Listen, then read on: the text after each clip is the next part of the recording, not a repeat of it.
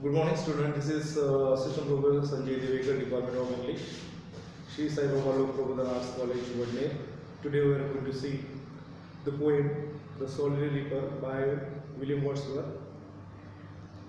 Yesterday we have seen the first stanza of the poem, in which we have seen that in what way the poet is telling to the readers that there is a girl who has been singing and reaping in the field and who is alone, and she is singing a song which is full of melancholy.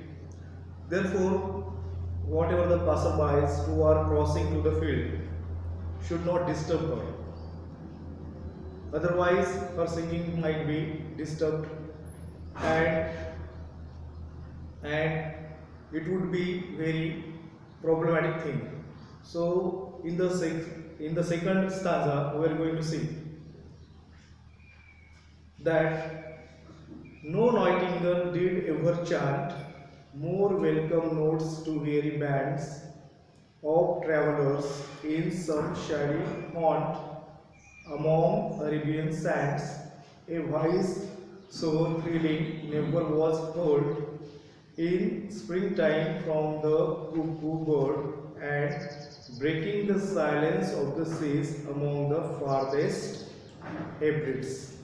Okay, so here we are coming across the very important words which are chant. Okay, so chant means here we can say that the attraction.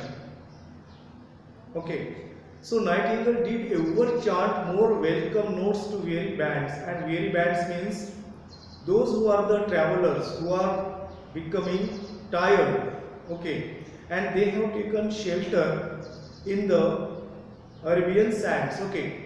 So these travelers who became tired, they are not much pleased by the song of Nightingale, but when they listen the song of this girl, they become pleased. So in this respect, here the girl song is much better rather than the song of the nightingale. Means in these two lines, here is the comparison that is given by the poet. So what kind of the comparison here in these two lines? The simple comparison between the song of the girl and between the song of the nightingale. Okay, means here the poet wants to compare that the girl song is much appropriable. Means we can say that it is appreciative work rather than the song of nightingale. Okay, because he thinks that the travelers who became tired were not much pleased but by the song of the nightingale, but by the song of this girl might be pleased. Okay, that means the song of this girl is greater rather than the song of this nightingale. In the next lines, what is given that a voice so thrilling never was heard in springtime from the cuckoo bird, breaking the silence of the seas among the farthest Hebrides. Okay, so as we know that the voice means that voice means a sound, and so thrilling means so creative. Okay, means this sound of her song was so thrilling, and it was the song much better and rather than the cuckoo song. Means here is also the comparison made by the poet that the song of this girl is much better rather than the song of cuckoo. Okay, means here he has been telling us that breaking the silence of the seas among the farthest Hebrides. Means when the cuckoo bird used to sing a song, then the silence of the seas was become disturbed. Okay, means become hindered.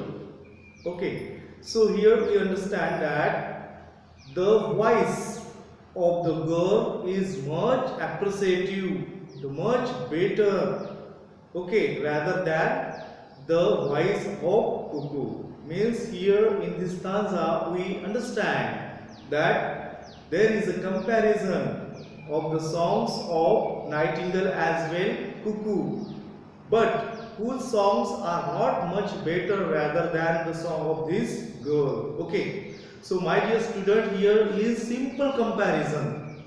Okay, and comparison is very illustratively exemplified in this second stanza. So if you have any questions about these words or the glossary that you haven't understood, you can ask me. Okay, so once more I would like to repeat the same stanza.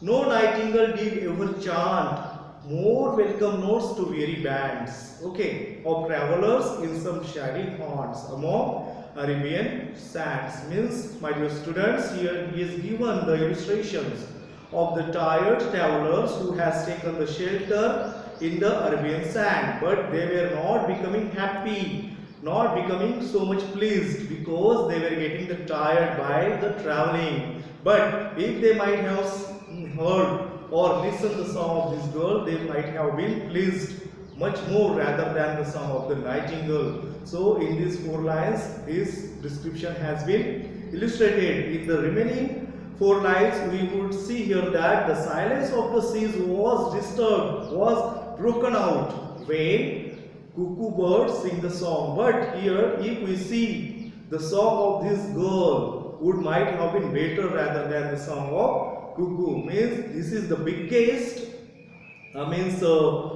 comparison is being made here. So in this stanza we can see how much the poet William Wordsworth was greatly enchanted, greatly fascinated, greatly attracted by the simple nature. In the simple nature, what we can see?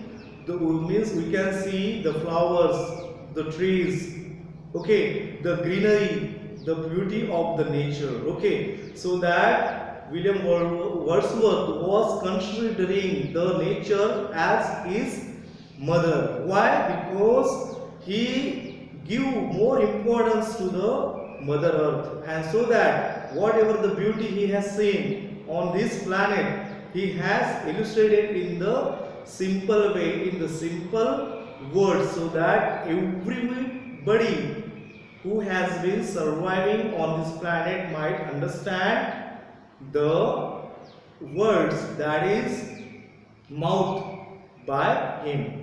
So here we can see the nature, or natural means aspects. So here we can see 2 natural aspects have been delineated with having good illustrations and having good examples. Okay, so first aspect is of the nightingale and second aspect is of the cuckoo. Both of them have been compared with the song of this little girl. So my students, have you understood here all these lines which is given in this second stanza? If you have any queries, you might concern me. Okay, thank you.